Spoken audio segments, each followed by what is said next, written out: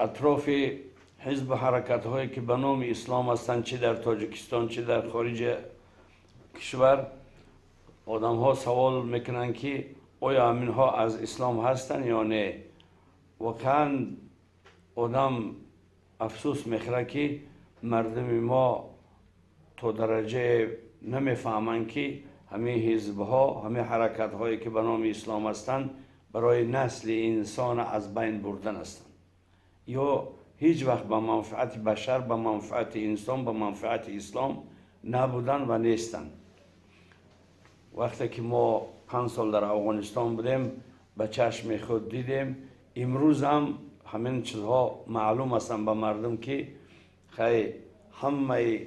کشورهایی که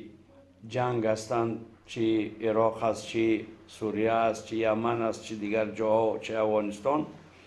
همش از طرف همین حزب‌ها و حرکت‌ها و همین سازمان‌هایی که به نام اسلام اینها ساز کردن و در چشم مردم اسلام نشان میتن و جوانهای مسلمان فریفته همیشه ده ما به اسلام خدمت میکنیم گفته رفته خودشون در همونجا معیب مسلوق و نیست نابود کرده ایستادن.